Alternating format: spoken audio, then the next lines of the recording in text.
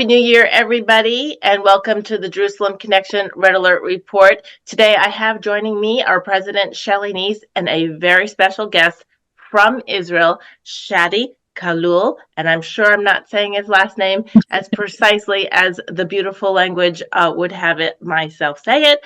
But Shadi, we are honored to have you with us.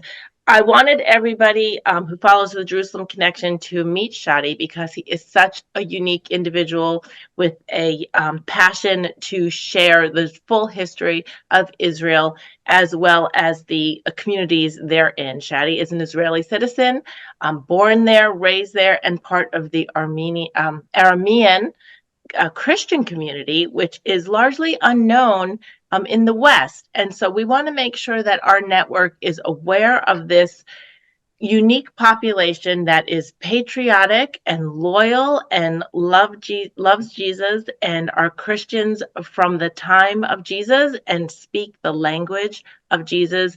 And Shadi is also part of the IDF as a reservist, a captain, and defends Israel with his mind, his body, and his soul. So, Shadi, welcome to our program. We are so happy that you're able to take some time out to speak with us.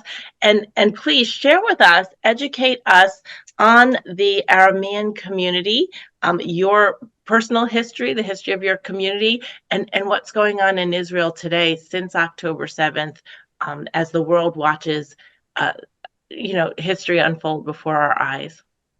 Mm-hmm. Okay, thank you, Shelley, and thank you, Amy, for hosting me. And I would love to also wish you a Happy New Year and wish that God will protect your families and protect your people, the American people, and protect Israel at the same time in this tough time that we are facing here in this current war as we are facing. I am here talking to you from the Lebanese-Israeli borders in a Christian, a native Christian Aramaic Maronite town in the Lebanese-Israeli border called Gush Khalav. Jish.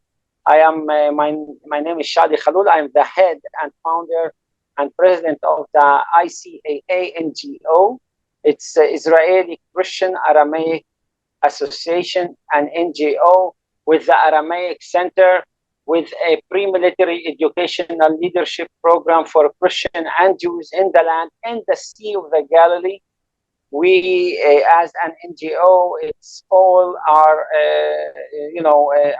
like doing our activities as a private organization based on donations from abroad, from American Christians, American Jews, Europeans, and what we are here for is to unite the Israeli society as a one unit, as one people to defend the land from all different backgrounds. I am as native Christian who are followers of the early disciples of Jesus in the land who spoke Aramaic, same like Jesus and the Jewish people back then. We still preserve this language and preserve the liturgy of the ancient Antiochian churches, which are the first churches or the first church that was founded by Saint Paul and Peter himself. And that's what we preserve here in the same liturgy and the same Aramaic language that Jesus. We pray the Lord's Prayer in Jesus' Aramaic language. Hope one day your groups will come and visit us too, and I will teach them the Lord's Prayer either here or by Zoom or in the US. So who are the Aramaic and where this language come from and how we became Christians and when? This is what I'm going to talk about, include our existence in Israel and what we do as NGOs. So Arameans, not Armenians, you need to know. Armenian is a different people. It's an Indo-European people. Armenians are not Aramaic people, are not Semitic people. And the Aramaic people or the Arameans are extended back to 5,000 years at least from today. And if we go, for example, to the region, what we call today Iraq, Syria, and Lebanon, and North Israel, all this region was called land of Aram in the Bible.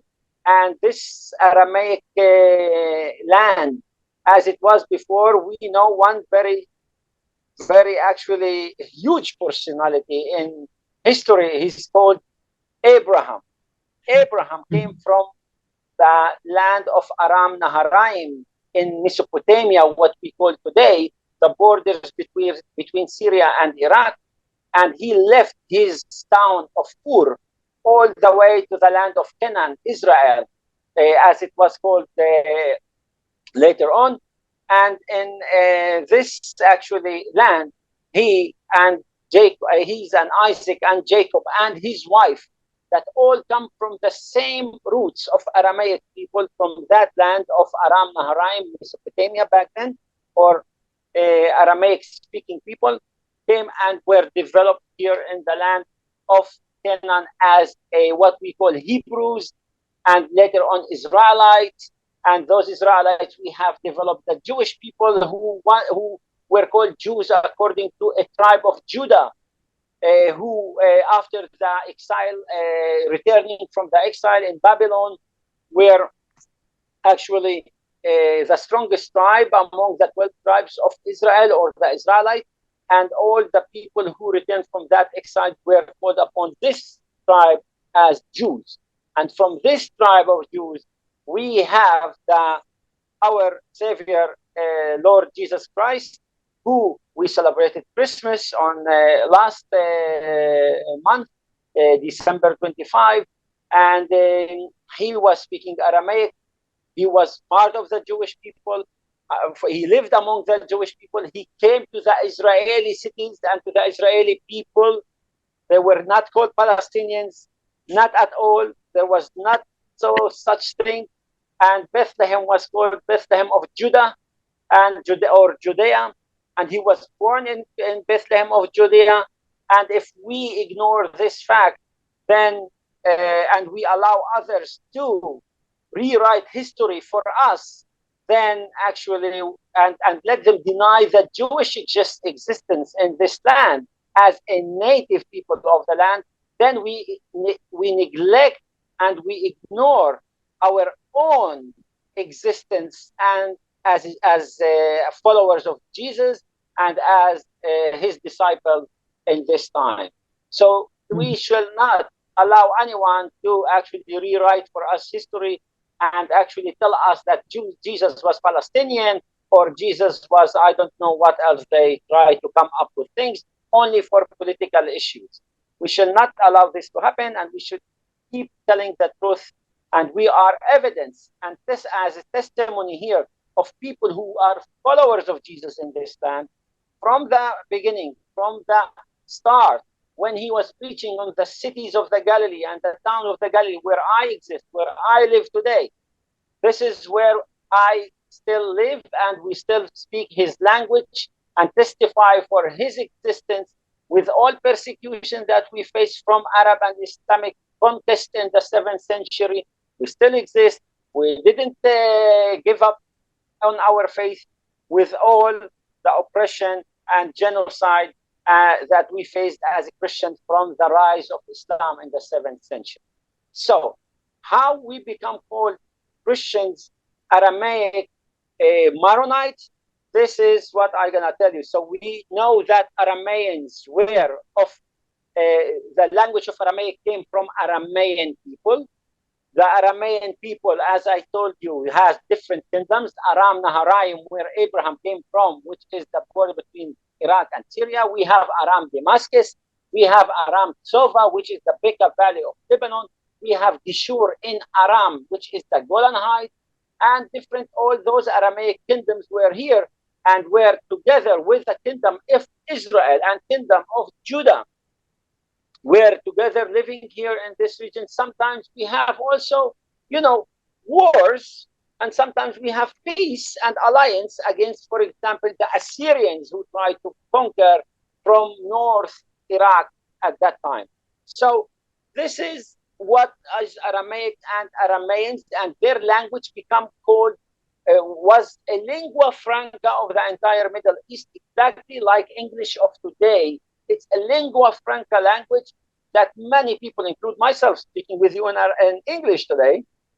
That was the Aramaic language back then. All the entire Middle East was speaking this language, and that's why Jesus, as a Jewish person, as a Jewish, spoke this language to his own people, and they only prayed in Hebrew back then.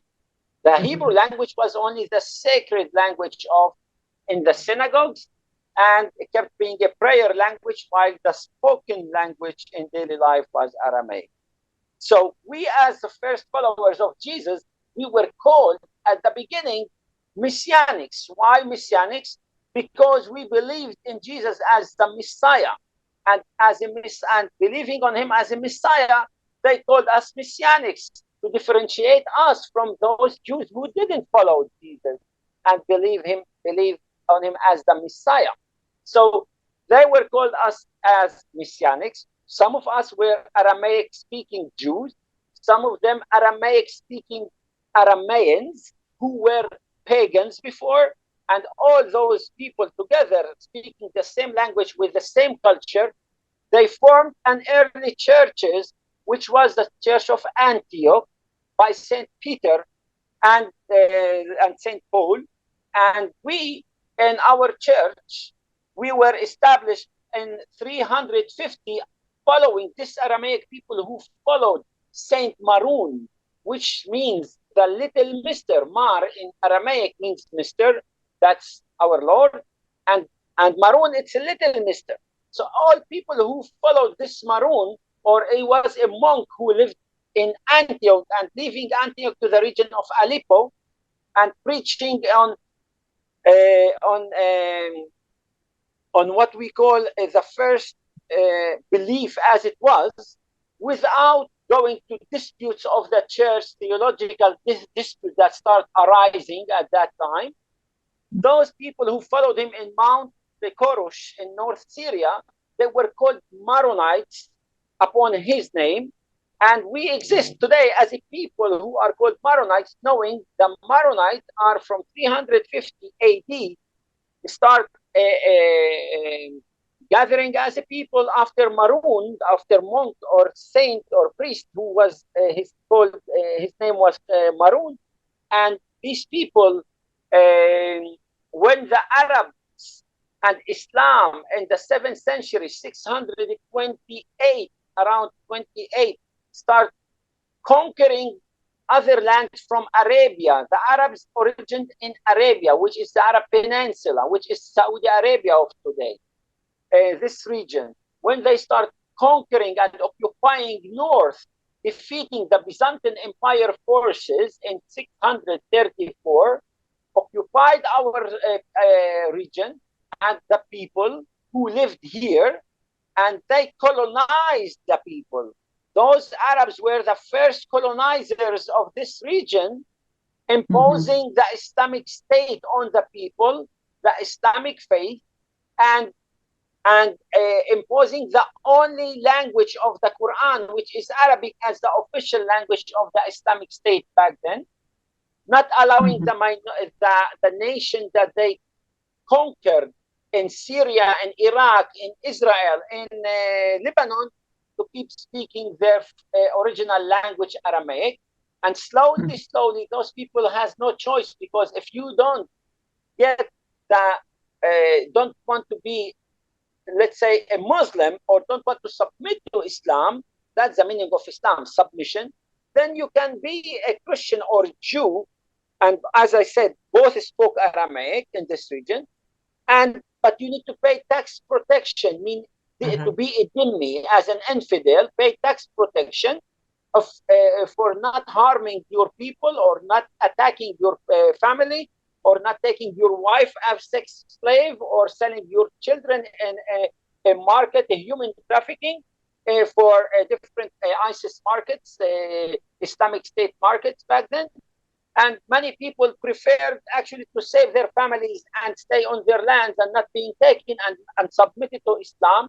And those who were submitted to Islam, actually became called Arabs later on, together with those Arabic conquests, and those who preserved their faith and identity. They preserve them in synagogues and in their churches, like us. And we are called until today Syriac Aramaic churches of Maronites or Orthodox or Catholic. And this is something that only unique for Christianity. This is where the Aramaic culture and civilization that Jesus was part of it preserved in our churches back until today. And this language and the culture we try to preserve and testify. And even when we had, for example, the Mamluks in 305, they conquered our last stronghold of the Maronites in Mount Lebanon. The Maronites are different from all other Christians in this region as native Christians, Aramaic speaking, by that they didn't want to submit to the Islamic rules and to the Islamic Sharia laws. And they withdrew from the valleys, from the shores of Syria to the upper valleys of Lebanon. In these valleys, they could preserve the religious and national peculiarity of Aramaic-speaking people. And only on 305, the Mamluks, who are Islamic, another type of Islamic forces, succeeded in conquering the Maronites and occupying their last stronghold in Mount Lebanon. And they imposed on them the Islamic Sharia laws, and they become paying jizya after burning their towns, massacring their people, made a genocide, a huge genocide. And slowly, those Maronites start trying to adjust to Arabic language and adopting Arabic language to lessen the persecution and to assimilate, so they cannot identify them. And in 1517, the Ottoman Turks, they conquered the land from the Mamluks, another type of Islamic forces. And under Ottoman Empire, we actually, in 1860, in this region, we faced another huge massacres and genocide by the Ottomans and their Islamic forces or allies in this region, by huge massacres in mountains of Lebanon and the Galilee region, that they took lands from us, they burned the cities and towns, and they burned the food for the people. Many people were massacred, killed, and annihilated. And you can see until today towns of Aramaic origin names, but it's inhabited by Arabic Islamic speaking people. And this is why the towns are not called in Arabic, even though those Islamic Arabic people still live in it, because the origin of those towns were of us, and it was taken from our people here. And so now you can understand who are the real imperialists and colonialists in this region, how it started. And I call it the Arabic Islamic colonialism and imperialism. Okay? So they try to accuse us and Christians and Jews as the colonialists and imperialists, but this is not. I'm trying to put facts in front of all of us so we can use the same, like the real terminology, for us to understand the reality, why Israel today is facing what is facing, and how we as a people of Christian native people here can still testify for the reality, for the truth in this land, and help Israel by this history and telling the history of our people and the suffer, and how Israel is still suffering from the same cause, actually, that we call it Arabic Islamic cause of colonialism, and try to make everything in this Middle East Islamic. Wow. And this is something that the West don't know about. But let me tell you also, after my family in 1580, came from Mount Lebanon, from running from persecution there to the Galilee, and they found a location where they were actually servants for Muslims who were the landlords, and they took it back then from our hands. We become servants in our own homeland. Wow. And it was in 1580 in what we call Kfar Bar'am, and we built a church in about 17th century time, and we still pray in that church in Aramaic language. And in 1860, in this same town that called Kfar Bar'am was attacked by the Ottoman forces, as I said. My grandfather, his name was Khalloul, his first name, and Jacob, his last name, family name. And he was the mayor of Kfar Bar'am. He was caught together with another 7 people by Islamic forces attacking the town, burning the church, burning the books, burning the people. My grandfather was burned alive in front of the family, the eyes of his wife and children. And since then, they changed their family name to be called Khalloul, to memorize his first name forever. Wow. That's why my family name today is Khalloul and not Jacob, for example. Mm-hmm. While my cousins, who were not from the same descendants of this mayor or our fourth great-grandfather Khalloul, they kept the family name Jacob. And we know that we are the same family as cousins, far cousins now. Wow. Now we, who intervened for us in 1860 was amazing. Were Western Christian brothers and sisters in the West, Britain, France, and Austria-Hungarian forces. They formed 10,000 troops, and they sent them to Beirut in Lebanon, and they threatened the Ottoman Empire that if they don't stop this genocide against the Maronites, Aramaic Christians, and we will be forced to take this part of land, geographical area that is called Lebanon, Mount Lebanon, and protect it and give them autonomous region so they can manage themselves and rule themselves without fear of or without persecution and oppression of the Muslim Ottoman Empire. And that's what happened actually back then.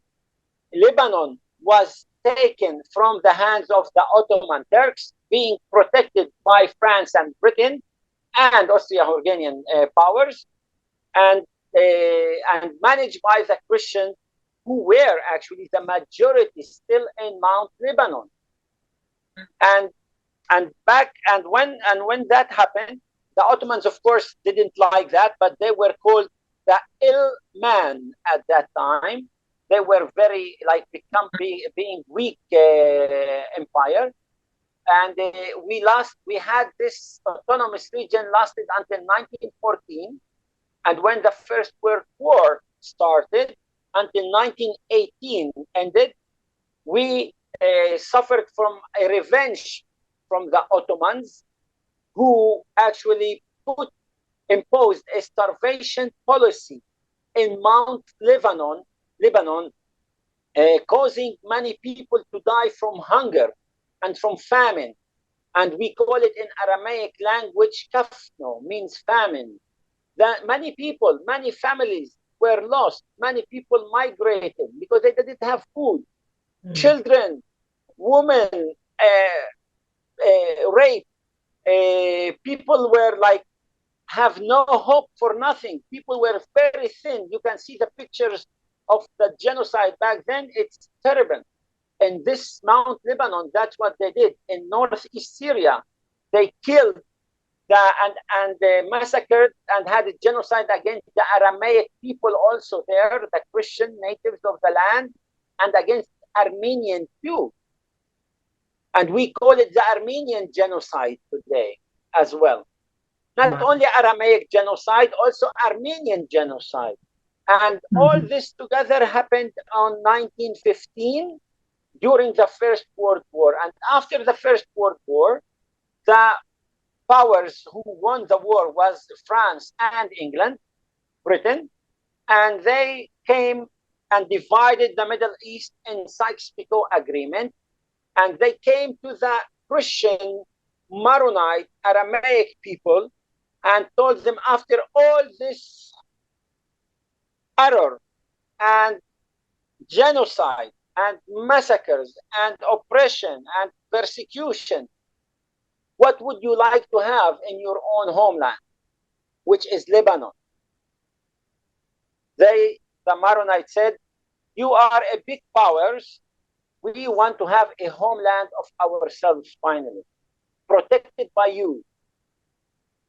The French, who got the mandate over Lebanon and Syria, they accepted the Maronite request, while the Arabs, who didn't like that, and King Faisal wanted to build another plan, a different plan, which is creating an Arabic state with its capital called Damascus. The Maronite Patriarch went to Paris, to Versailles Committee, and he convinced finally the French that this is the right plan for the people of Lebanon, to cut Lebanon and give it autonomous region and an area protected by France, and so we can, Christians, find some type of refuge in this Middle East from all this persecution. And that was the purpose of creating Lebanon in 1920 by the head of the church, that his name was Elias Dihwayek, which was the Archbishop of the Syriac Aramaic Maronite Church of Antioch. Wow. Now, since then, they did mistake too. The mistake is that small Lebanon, that was majority demographically inhabited by Maronite Christian Aramaic people, they wanted to together, like they thought it's an opportunity to get back all the land that they lost in the past by Islamic conquest. And they wanted to expand the small Lebanon, which they live in a majority in it, to more districts that were there for them, for their own forefathers before, but became a Muslim majority because they brought a Muslim population, Arabic population from Arabia and Iraq, and re-inhabiting them instead of those Christians who were actually ethnic cleans in this region. Now, doing that, attaching 4 districts with majority of Arabic Islamic people, it damaged the balance or demographical balance in their own small Lebanon. And the Christians, within time, after 50 years, lost majority. And now in Lebanon, it's a minority, and the Arab Muslims never accepted Lebanon as being to be a Christian refuge for the persecuted people in this Middle East, or Christian people in the Middle East. And so they start fighting the country from inside, never accepting Lebanese identity, always being loyal to other Islamic forces, either Iran, as it is today by Hezbollah, or either Saudi Arabia and others, who we saw it in the Palestinian, during the Palestinian Fatah land in South Lebanon, or this area that became in South Lebanon called Palestinian Fatah land, headed by Arafat, who occupied this land in South Lebanon and made a state within a state to fight Israel from South Lebanon. And this forced Israel to go to the first Lebanese war to get rid of Arafat and terrorists who attacking Israel from Lebanon, destroying the only Christian country in this region. Now, the Jewish people, the Israelis, went to Lebanon not for attacking Christians. They went there to get rid of the threat on our northern borders in the Galilee, and we call our operation back then Peace for the Galilee. Mm-hmm. Because Arafat and Palestinians and other Muslims and jihadi Muslim, radical Muslims from all the world joined him and start coming to Lebanon fighting Christians and massacring Christians and raping women and slaughtering the males on the knees of their wives and beheading them, throwing children from 3-floor buildings and shooting them at them. That's what they did, the Palestinians, on the 70s and 80s of the last century, and which at the end forced the Christians to gather as a people and form a military force called the Phalange Maronite forces, who found Israel as the only ally for them to protect their existence and themselves from annihilation of this radical Muslims led by Arafat Palestinian group Fatah. And that was the start of the first Lebanese war. We call it the Peace of the Galilee. It ended by pushing Arafat out of Lebanon with all the terrorists to Tunisia, and the Maronite Christians, when Israel withdrew, they kept being there. And unfortunately, Hezbollah was formed during that time, and Hezbollah is an Iranian Shia group, very Islamic Shia radical group, that the ideology of it is actually importing the Islamic revolution values of Iran to Lebanon and bring Lebanon to be an Islamic Shia state, part of Iran in this region. That's was the founding time of Hezbollah, which was about 1984, and during the first Lebanese war. And since then, the only people who were together allies in this region were the Jews and the Christians of Lebanon. And they fought side by side against those radical Islamic groups. Unfortunately, the Western powers pushed all the time Israel to withdraw from Lebanon, and by doing so, it means that Christians will be left alone without a major IDF power for also helping them to defend themselves in Lebanon. And this actually at 1990, when we have Taif agreement, in Taif agreement, it was ordered like that. The agreement is that all militias will be forced to disarm, include the Christians.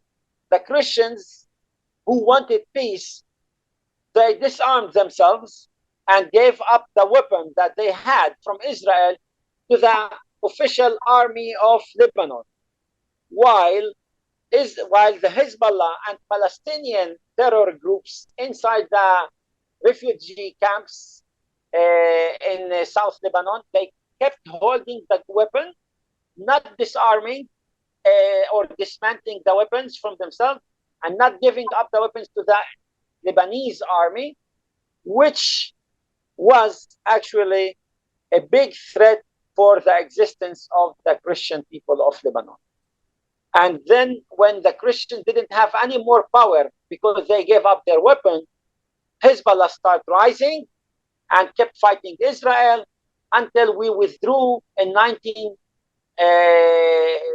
2000 from South Lebanon. At that time, in 1996, 1997, as a Christian Maronite Aramaic Israeli citizen, I served in the IDF as a paratrooper officer in South Lebanon. I was in charge for Jewish soldiers younger than me, that I helped them, I led them, I gave orders to them. Not the Jews gave order to me. I, as a Christian Israeli minority, gave orders to the Jews, who are a majority in this country, because in the IDF, we are all equal, and we are all here to protect our country, Israel. There's no difference between people. Whoever wants to be Israeli loyal citizen is welcome. This is Israel. No difference between Muslim, Jew, Christian, Druze, whoever it is. If you want to be Israeli citizen, a loyal one, you are welcome to serve, to defend your country, be loyal, and Israel will allow you to do so and will actually bless your work and help you succeed. And that's what I did. I became an officer, and later on, when Israel withdrew from South Lebanon, I was not satisfied, honestly. I was not satisfied in the policy of withdrawing from South Lebanon, because this was to means we are leaving a big existential threat called Hezbollah, very well, they were like very well trained and with a huge amount of weapons, to come all the way down to the Israeli borders and sit on our borders, instead of having a security zone with a buffer zone pushing them at least 5 miles or 10 miles from our border. Wow. And this is, my friends, the problem that we're still facing until today. We withdrew, leaving our best allies, the Christian Maronites militia in South Lebanon, alone. And those Christian Maronite militia, which is called Southern Lebanese Army, they had a threat on their lives when Israel withdrew, and they came with Israel, ran away to Israel, and now they become a citizen of the state of Israel, equal citizen of the state of Israel, about 10,000 of them at the beginning. Now we have 3,000, 4,000 people of them here. From my people, who are Lebanese and become Israelis back then. And they're speaking Hebrew fluently. Their children are growing in and also in Hebrew schools, learning Hebrew. They don't have any limits. They go to the army. They become very successful as well in the country. The new generation, at least, who got the language and very well assimilated in this society, because we share the same values at the end as a Christian and Jews. And it was easy for us and for them to integrate and to assimilate within the Jewish Israeli society. And at the end, I want to tell you, my friends, that this Lebanese problem that we are facing today now, it started back in 2000 when we withdrew. It was a big mistake, I think, because what we're facing today from this same threat of called Hezbollah is existential threat to the Galilee. They aim to conquer the Galilee. They have a plan by the elite unit called Radwan Force, with 10,000 elite fighters of terrorists that fought in Syria for the last 10 years in the Syrian civil war. They were sent from Lebanon to fight with Assad to butcher his own people in Syria.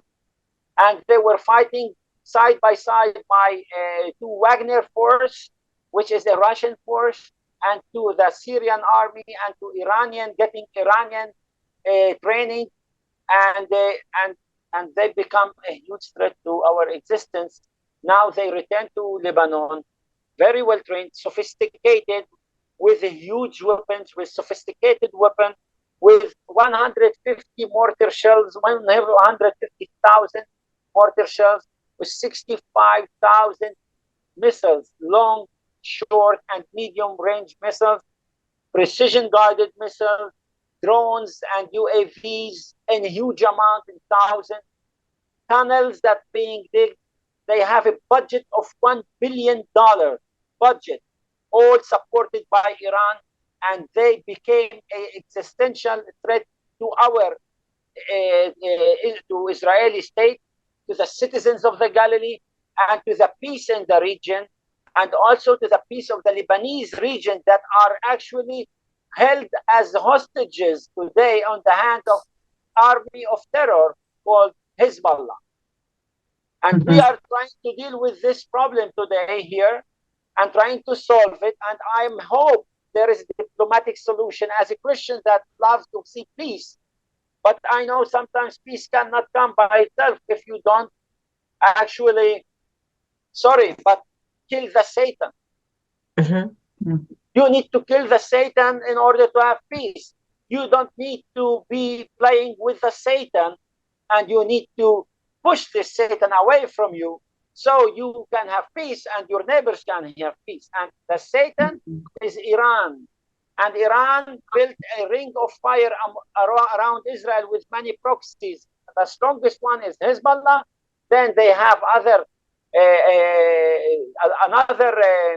I call it a branch. It's called the Golan branch of Hezbollah, and they try to also build. They built it already there too, and they have proxies in Hashd al-Sha'bi in Iraq, and the Iranian IRGC and the Iranian army in Iran, beside the Houthis in Yemen, and also Iran is trying to incite the Palestinian Arabs, Islamic groups like Islamic Jihad, and Hamas inside Jenin and Samaria and Judea in order, beside Gaza, that they already did it in October 7th. So all this together would be one front of ring of fire against Israel and try to annihilate Israel and the Jewish people, include us as native Christians.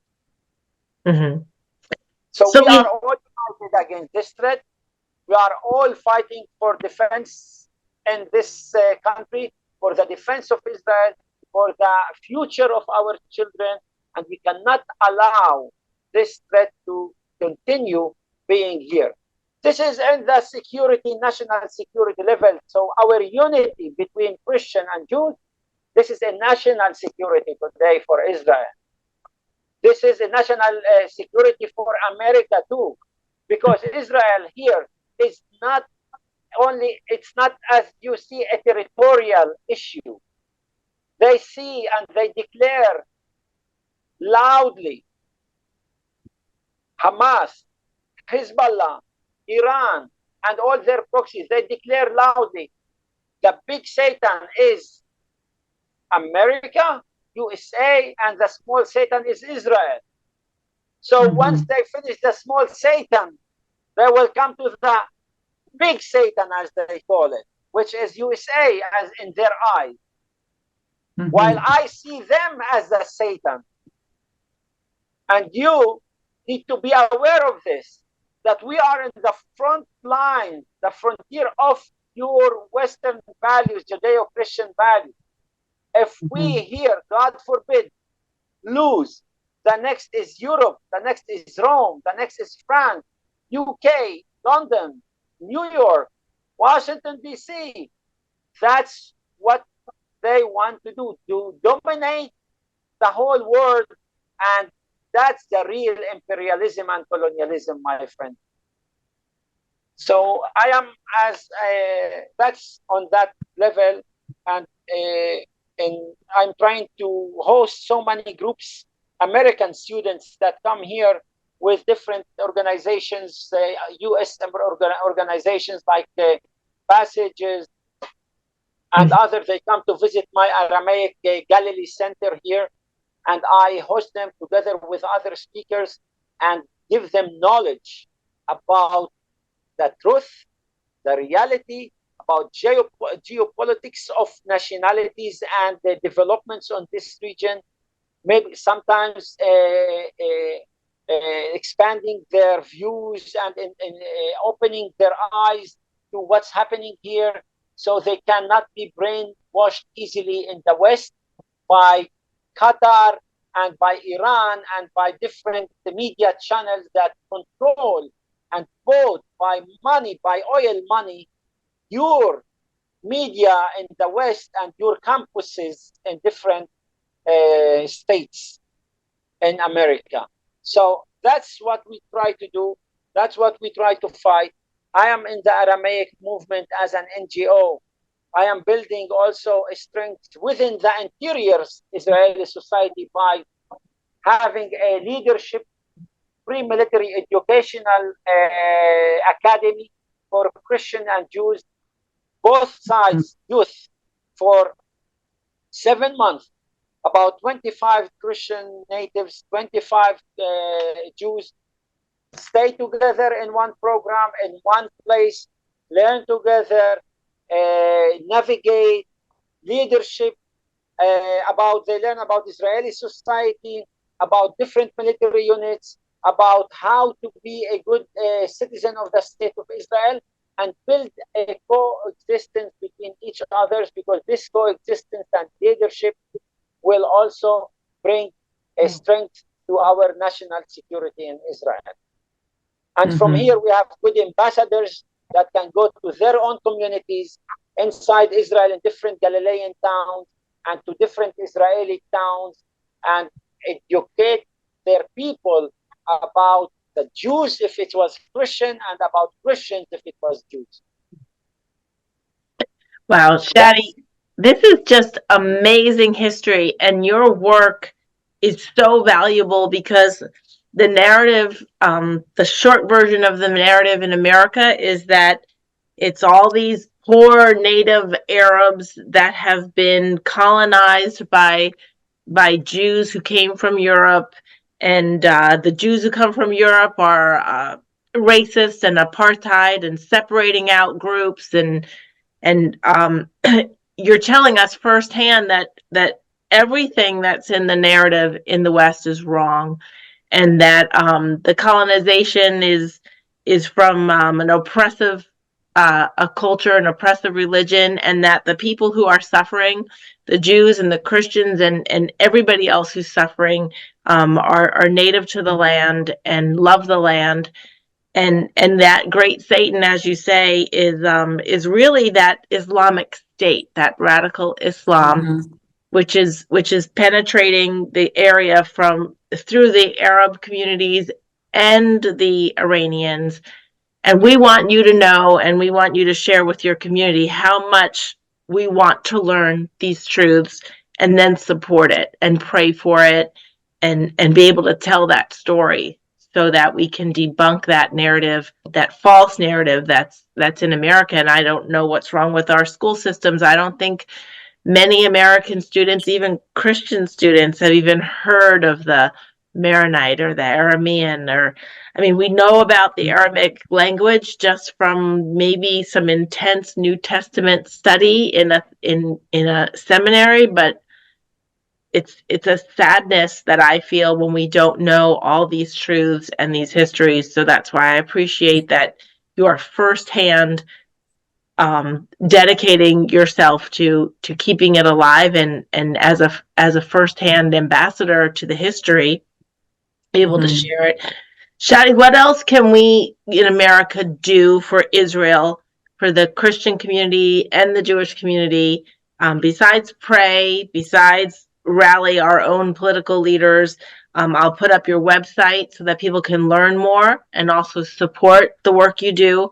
Is there anything else that we can do to show our solidarity and our support and our brotherhood and sisterhood with your community? Yes, I think you should come and visit us more. You should come and see how we live here in Israel, and really beautiful area of the Galilee here. It's a huge model of coexistence between all communities. We enjoy life here until October 7. We have a huge, beautiful coexistence, which could be a model for all of Israel and should be duplicated also there, replicated, there. And I invite all your groups and all people to come visit us on the Aramaic Center. And also, if you can keep praying, because your prayers are important for the success of Israel, of defeating this Satan. This is very important. Remember Jesus defeating the Satan before a month, like 40 days in the desert. That's 40 days of Satan trying to experience Jesus, and he actually succeeded to defeat it. We please ask you, pray for us to defeat this Satan. Never stop and don't give up on praying for us and for the protection and the peace of Israel and Jerusalem. Shadi, that's what we will do for sure. And our hearts and prayers will stay with you and unceasingly and definitely as soon as we are able to visit, we want to come. Definitely. And we're praying for your safety and the reserves and living in the northern part of Israel. Like, we're definitely praying for you and your family's safety as well. Yeah, anytime. If you want a briefing on the current situations, if things develop for even worse and the full-scale war, it might develop here. As today, for example, 2 days, what is it, Monday, Saturday morning, we have like an attack of 40 missiles, accurate precision missiles, on a spot nearby my home. I woke up at 8 in the morning, hearing like a huge amount of missiles landing in nearby place, military base here, very strategic Air Force base, and it's actually the amount of missiles they have. It's larger than even some European armies. Wow. And if we don't do anything now to protect ourselves and keep this threat, we will face it in the future in much, much greater way. And it really, if now they are threatening to occupy the Galilee, this means they will be able at the end to occupy Israel and take it away and throw us and the Jews away from here. They use Christians in Lebanon as a human shields. They use the Christian towns as a human shield. They use churches and fire rockets from nearby churches and Christian towns in South Lebanon. Who are they? Hezbollah, the terrorists, in order to ask for retaliation from Israel to be firing this rocket or to retaliate to those sources of fire that are close to the churches and to the Christian communities so they can hurt Christians. And last Christmas, they fired 2 missiles to our Greek Melkite Catholic Church, and they injured 2 Christian citizens who came to pray there. And when Israeli soldiers rushed after like 10 minutes to save them and try to rescue the Christian injured citizen, they fired the second rocket missile on them, and they injured 9 soldiers too. So what do you expect me to do now in Israel? To just keep looking at this threat and do nothing? Right. What Biden, what Blinken want us to do? To tie our hands? I call him from here now. Please, let us get rid of this threat. Let us disarm Hezbollah. Push, according to the UN Resolution 1559 and 1701, push Lebanese government to dismantle this terrorist organization of Hezbollah from its weapon so we can have peace between us and Lebanon. We have nothing against Lebanese. We never had anything against Lebanese. When we fought in Lebanon, we fought to get rid of terrorists who took Lebanese soil to fight and try to annihilate Israel and Jewish people. And we also are on their way, so they try to annihilate us too as Christians. So that's what I pray, and that's what I want you also to pray with us, to push your government, your administration, to help us get rid of eliminating this threat called Hezbollah and Iran that causing all these troubles in the Middle East, and have peace with our neighbor later on. We will be praying for that, Shadi, and yes, it's the people, all the people, the diverse communities inside the Israel as well as other parts of the Middle East will not taste freedom or peace while terrorists are in charge and are left to reign unchecked. So we stand with you in that regard, and we will do everything we can on our end to support that effort, from prayers to political pressure as we're able. Shadi, thank you. Thank you so much for your time. And we will have you back. We would love to have a briefing on what's happening in the north. I am willing to give it every week as you wish with your people. Oh, wait. Shadi, can you close us with the Lord's Prayer in Aramaic? Yes, of course. Okay. Okay. Abon it bashmayo.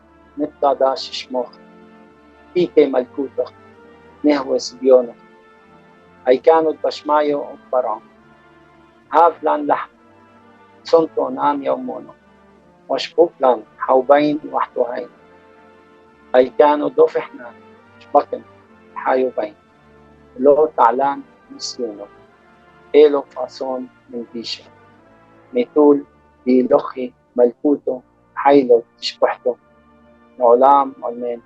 Amen. Amen. That's beautiful. Thank you. Thank you so much. Thank you. Shavua Tov. Shavua Tov.